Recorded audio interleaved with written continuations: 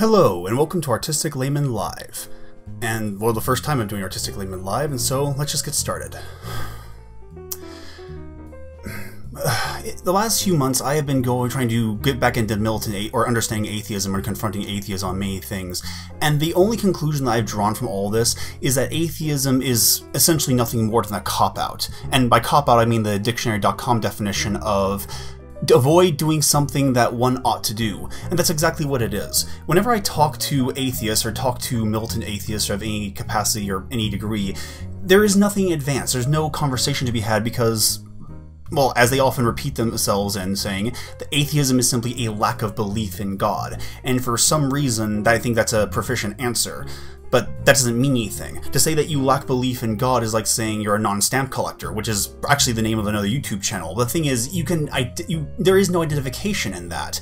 It's simply lacking belief in God, but it doesn't actually define anything. As I said before in my video with Shane Killian, people are not defined by what they don't believe in, they're defined by what they do believe in.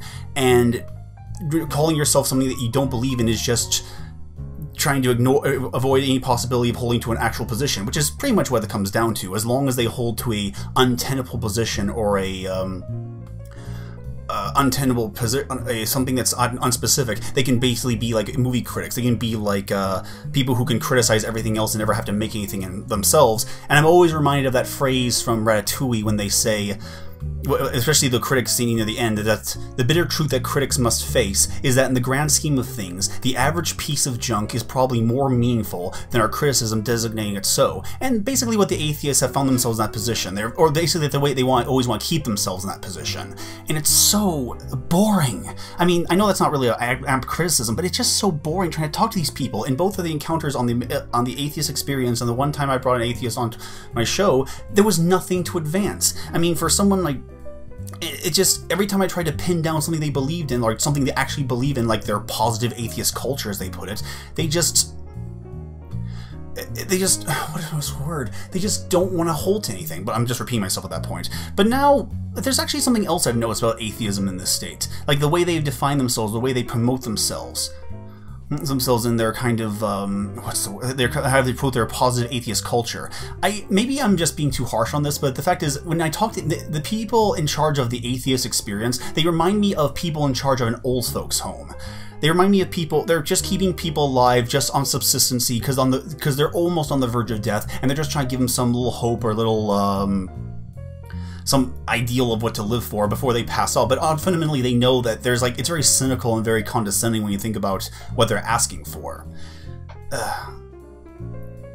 And so it was so weird, especially on the first time I appeared on the Atheist Experience, it went around in circles and circles, and I actually had no intention of actually trying to get a gotcha moment, although the accusation was I did. The thing is, it just revealed how much they didn't do that. In fact, I actually had a second Atheist Experience call-in, which just last week I haven't posted because it was kind of boring, because at the end I kind of hung up on it because, although realistically I wish I should have said they wasted my time, but unfortunately I didn't think of it at the time. So, and it just didn't go anywhere. They were not interested in having that definition, because if atheism is, if I were to line up every single believer of every single belief on the stand, every single one of them in some capacity would always start with a phrase, I believe in so-and-so. Like if you're a Mormon, I believe in Joseph Smith and the Book of Mormon. Or Judaism, I believe in the Old Testament. Or Hinduism, or I actually don't know specifically about Hinduism or Buddhism, but I believe in reincarnation and Baha and continuation of life. But when all of a sudden when we get to the atheists, they say, I don't believe in all this. And it's always funny how they always try to say that I'm the one trying to make up the definitions as I go. It's so disrespectful. I mean, for crying out loud, even all the way back to C.S. Lewis, it was assumed that atheism was the belief that God did not exist, or rather, atheism was the idea that God did not exist. And for some reason, they're saying, "Oh, you made up the definition. You're changing it to accommodate yours." No, guys, you are changing it to exempt yourselves from any kind of personal responsibility, which is why I'm calling it a cop-out.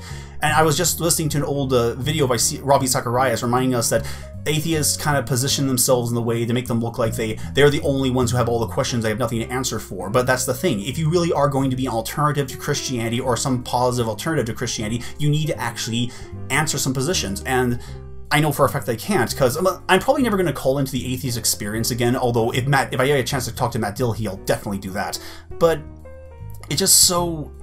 because... oh great, now I just lost my train of thought. The downside of doing these live streams.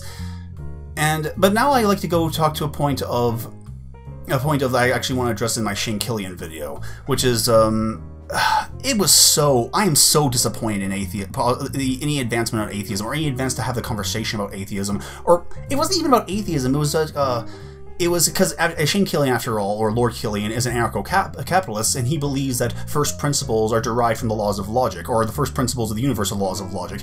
And that only makes sense only insofar as that the law of gravity is a principle in the physical world. It's not really something you can live to or make yourself consistent to. It's just a natural reality of the logical world we live in. And that's why I think that the laws of logic are not really good for, so it starts off as first principles. And I just find it so amazing that he said I was the one being disingenuous because I'm trying to make an imposition on reality with my assertion that the first principle that as a Christian holds to is the belief that God exists. And he says you can't do that because that's an imposition on the physical world, that's an imposition on reality. But any real proposition, any real first principle is going to be an imposition on reality. I mean, for crying out loud, the laws of logic that he advocates for are basically imposition on the universe. The universe is logical and consistent. I know that's a little banal answer there, but the fact is that's just how it is. And also, I just like to say to Shane Killian, in closing, I really appreciate the fact that he refers to me as a, I mean, it's unlikely that he's going to hear this, but I'll say it anyway. I find it very wonderful that he refers to me as a statist Christian, despite the fact that in my video, which he so conveniently edits out, that I appreciate what he's doing, I have libertarian leanings, and are fairly fascinated by the anarcho-capitalist perspective. And for someone who accused me of not being interested in advancing the conversation, it's just so it's so hilarious that he did exactly to me what he thinks I was doing to him. Like, everything he did to me in his response video, I could easily twist back at him. And the nerve of him to suggest that I did not watch his videos and I was being disingenuous. I mean, how high on your own fumes or how self-righteous do you need to be to think that the only reason people disagree with you is because they haven't watched your work? I mean, the reason I'm responding to him is because I watched his work, and it's just so annoying. It's just so tragic that it came to this. I was really disappointed by his response towards me, and it just kind of gave me the idea that if your position is so pathetic and so tenable and so weak that you have to resort to just being dishonest about your opposition and being self-righteous towards anyone else, then it makes me wonder if your position really is as valuable as I say it is. Because I like libertarianism, I like anarcho-capitalist perspective. I mean, I'm still a nationalist or something of a federalist, so I believe that the state isn't going away anytime soon,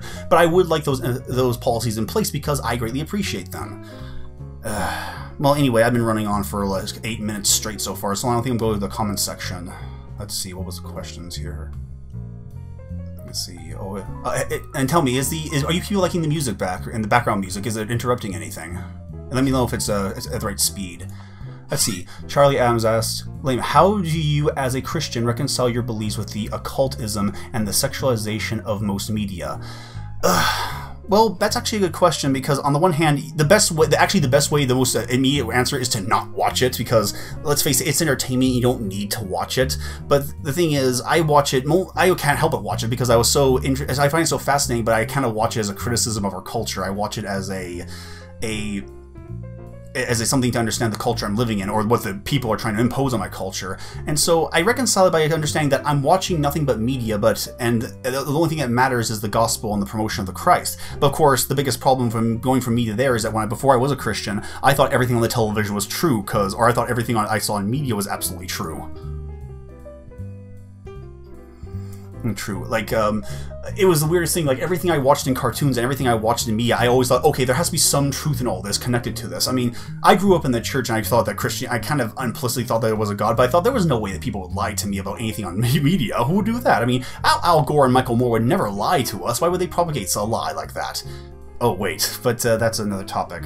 But yeah, the way I reconcile it is just, well, like anyone else, just be selective about what you watch, or at least be selective, or be controlling about how you watch media, because the Bible informs us that we must hold every thought captive, or Jesus said we must hold every thought captive to honor Him or honor God. And so, if you're watching something that encourages you to, well, it discourages you from thinking rightly or thinking properly, it might be a good idea to watch that. Although I would not, I can't advocate any position of advice. I have temptations myself. I have temptations and weaknesses towards certain media because either out of boredom or curiosity, but that is the most typical answer you will get. So you reconcile it by understanding that what you're watching is not real, but seeing what you can get out of it. Let's see. And oh yeah, Mr. Man, if you want to ask your questions what PragerU was, I'd love to see that. Let's see, am I right? Beckloff is here too. My first principle is that battle pleases Crom. Oh, please Crom. What does that mean? Let's see, Layman, what is your position on the alt-right? Layman, what is your opinion on the alt-right? A year ago, I would have liked it, but now that National Socialism has kind of taken over the whole mindset of the alt-right, I want nothing to do with it.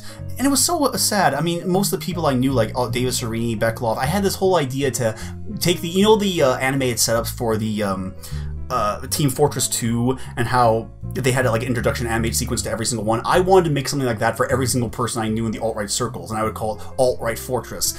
But now, thanks to Richard Spencer, Mike Enoch, and all those other folks, National Socialism has become a part of it, and I cannot touch that stuff because I find all forms of socialism disgusting.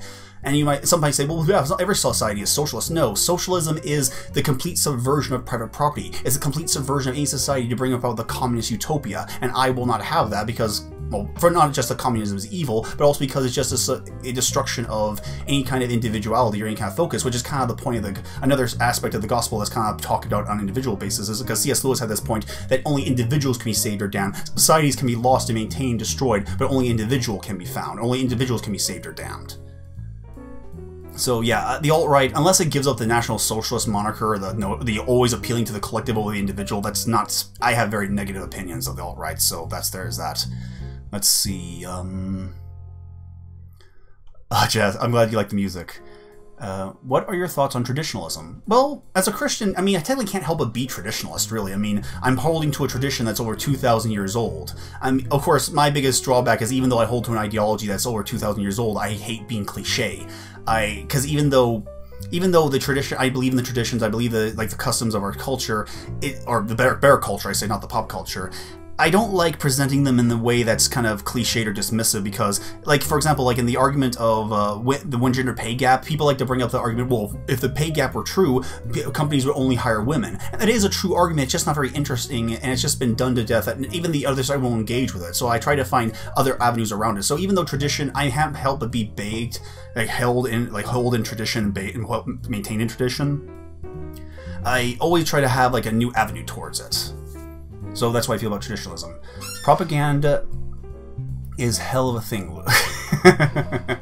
Oh, what nonsense. What is this? You really think people would do that? Just go on TV and tell lies? Well, I used to think that. I mean, well, actually, I used to use the inverse, so of course now there's the problem, like, what if everyone just tell it on TV is a lie and just have a selection bias? But I don't know, I guess I have to be selective there as well. You have to always be discerning. You have to be as gentle as doves, but as wise as serpents. And a serpent as in the Garden of Eden, who had the devil with him. Like, be as clever as the devil. Let's see. Reference to, let's see. Try that. Opinions on LBGT Agenda on kids shows. That's really going forward nowadays. It's just sad. I mean, it's getting annoying that every single show has a gay character in it, and that's always disheartening. And it's kind of, not just disheartening the fact that it's kind of misrepresentative of reality, because it kind of gives you the impression that every 10th person is homosexual. It's also giving kids this acceptance to this behavior. I mean, people always say, "Oh, you're a hate monger. You don't want these people to engage in that be like this." No, I don't want you to engage in that behavior. I want to discourage that behavior as much as humanly possible. And what this media does is saying that there's no distinction between your desires and your behavior, and that really is it's tragic that media is so, because that power of media is that it's storytelling. It's able to shape and inform us and leads us to assume certain things or have assumed certain things about the world around us, and you can only really break that from some other kind of conditioning. Of course, for me, I got broken from all that because I got converted to Christ, and so it was after I got converted, it was kind of relearn all of reality all around me. I was no longer passive in the society I lived in. Let's see what is next. What is your opinion on telling your testimony to another? There's nothing wrong with telling your testimony. It helps to inform people of your own personal experience, and maybe I'll have another live stream where I'll actually talk about my testimony, actually explain what happened to me, which is, It is interesting in the sense that it is God changing me and transforming me into a believer. The thing is, it's not my particular conversion story is not a very interesting one. I've transitioned from being a most theist all my life to a Christian, and usually great testimony stories are about transitioning from a horrible, degenerate, sinful atheist life to that. And even though my transition involved that to some degree, it's just not as interesting. But I still will have that live stream eventually. Let's see. What is your... let's see... Ever read Solomon Kane's story? Unfortunately, no. I can't... Solomon Kane. What is Solomon Kane? I saw it before, but I can't think...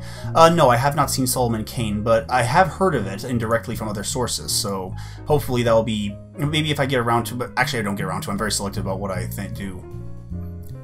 Let's see... What about distributism? Is that sacramentalism? I'm not sure. Let's see, distributism. Let's see what that means. Noism. Is an economic ideology and development of Europe in the last 19th century based upon the principles of Catholic social teaching, especially in teaching of Pope Leo. Look, I know, very disrespectful doing things live. Overview. Distributed property and ownership is a fundamental right, and the means of protection should be spread as widely as possible rather than being centralized under the control of the state. Okay, I agree with that. State capitalism. There is no such thing as state capitalism. It's a complete made-up concept. There is no such thing. The state cannot make capital, cannot own capital. It can only take the capital from someone else and then distribute it. It doesn't actually have any capitalism involved. I see a few individuals, plutocracy or corporations, which... so they're against centralization. Okay, that seems okay. So they're advocates for a society marked by widespread property ownership. So it's not like it doesn't take away the property and give it and redistribute from a central location. It just distributes it evenly, which of course raises the question: how do you know you're distributing it evenly? Because this is kind of having a mediator between people and their desires and their capital, and so I don't really see a value to it. It's just another form of it's like a softer version of socialism, as far as I can tell. So yeah, I guess I wouldn't be a fan of that either. How do you feel about Sargon of Akkad and TJ types online? Well, congratulations. Oh yeah, how do you feel about TJ or Sargon of Akkad? Well, congratulations, guys. You're doing the thing that I want to do. You're making lots of money sharing your opinions and giving your observations. I just kind of wish you didn't suck at it, or didn't have beliefs that I fundamentally disagreed with and were complete... Well, a TJ is a complete scumbag of a person, which is obvious. I mean, if the rumors told or information told about his past life or any indication, he's a not a pleasant person. I mean, his non-belief will be the least of his sins. Oh yeah, that actually reminds me of what I want to talk about back in the disbelief category. Because if you're going to say, because it's not enough to say, it makes more sense to call yourself atheism is a belief that God does not exist. Of course, that means atheism means that you're a moral nihilist. It means that you won't believe in morality, you don't believe in truth, you don't believe in right and wrong, you won't believe in much anything except passive. Which of course means I would cut off a lot of access to being able to talk about deeper, greater things like. They wouldn't have, like, a consistent atheist wouldn't have an atheist experience because they're implying that there's actually some meaning in their community, there's some meaning into their existences, and that's just not helpful to anybody.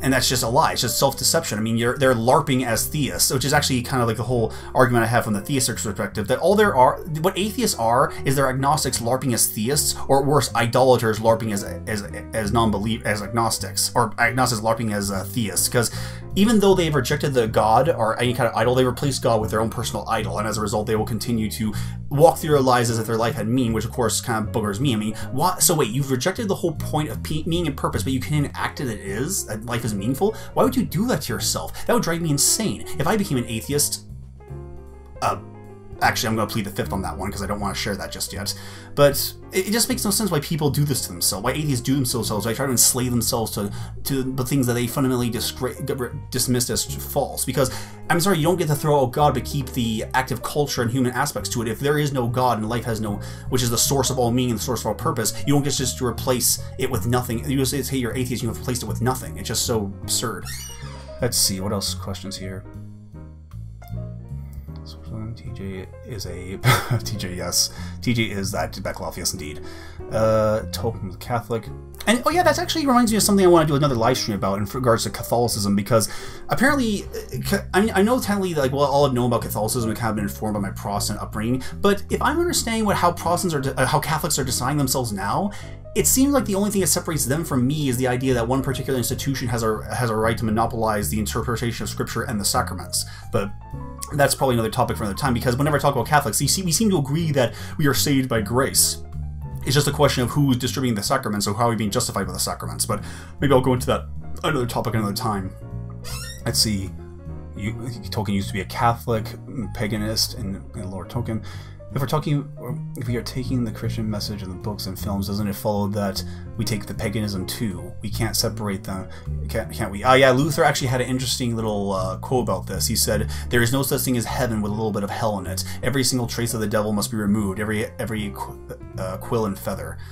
And he actually did this and I think it was called the book The Abolition of Man, where he talks about people actually traveling, descending into their darknesses of hell. Or I have to read that book again. I can't remember it exactly, but hopefully I'll remember what the premise was. But yeah, there is a very great risk, because the thing is, well, the funny thing about using medium to express messages is that the media is inherently liberal. Like, and I don't mean liberal in the sense that liberals are controlling it, but the mindset and the mentality that appeals to it. I mean, let's face it, when you're watching cartoons and watching media, watching passive entertainment, you're not really using a lot of your cognitive abilities. You're just having information go into your brain and let it process and dictate how you think. And so there is a great danger, like, because even though, and that's kind of like why most people who are fascinated are lean towards liberalism. I mean, I was a liberal for most of my life, and until I got converted, of course, and then I had to relearn all about reality. But the image world and the imagery and the imagination world of film and entertainment is very skewed towards that mindset, which actually goes back to a book that I really like, which is Amusing Ourselves to Death, where Neil Postman talks about how television basically destroyed any kind of reasonable public discourse, because it went from a text-centered culture to a visual-centered culture. Let's see. Problems. Security. The largest part of the schism between the Protestant and the Catholic is the office of the Pope and the pagan worship of Mary. And yeah, apparently, yeah, that's what I always believed, and I was always certain of. But maybe someday I'll bring a Catholic on so we can discuss this and actually have a genuine argument. Although, that's what I should do. I need to get people, not just to discuss people I agree with, because we can always do that with people we agree with. I want to find people I fundamentally disagree with and actually talk things out, so I can do what I did back in Los Angeles and actually disagree with stuff. Let's see. Dante's Inferno. Are you talking of Dante's Inferno? Oh. I just got my first super chats! Oh, goody goody goody for... Let's see, what is this? Here's some sweet, sweet super chat money, guys. Support the video makers we like. Google isn't paying them, but we should. Your screen sharing streaming adds so much, and you offer it to others too. Thank you. Well, thank you so much, Jeff Fuas06. That is so awesome, and yeah, that actually reminds me of something, because I was informed a couple weeks ago by Google that because I don't fit the standards, because I have actually passed the 1,000 mark of subscribers, the problem is I need to have at least 4,000 hours of watched content, and unfortunately at this point I'm only half that, which is actually another impetus to actually bring up live streams.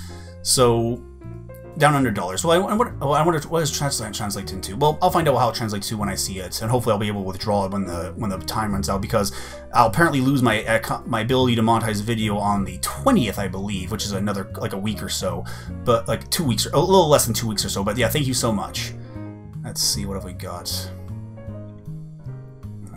Davis, the Protestant that stayed in the church.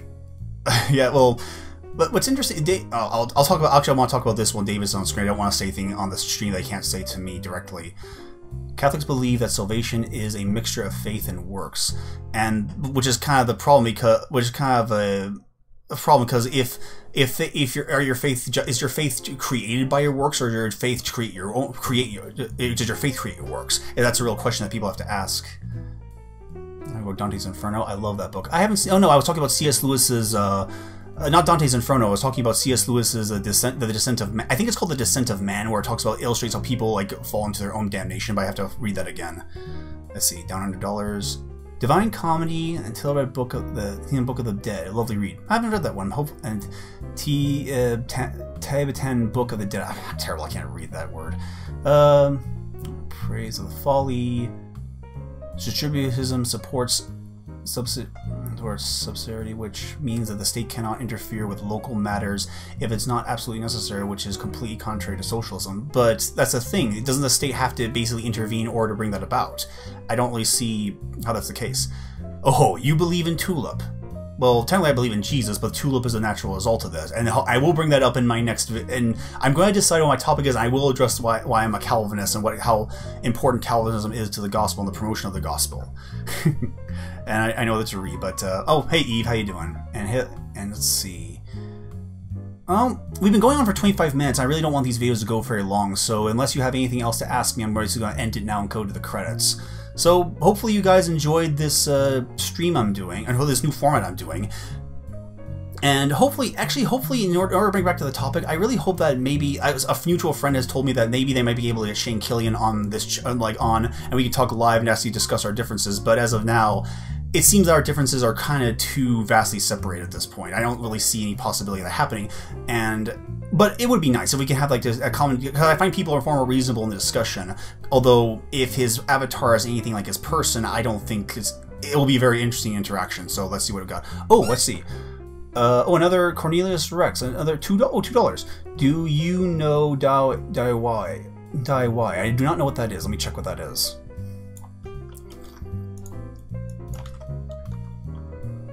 Oh, the Knuckles song, the Knuckles characters. I know it now. Let's see. And yes, I will be.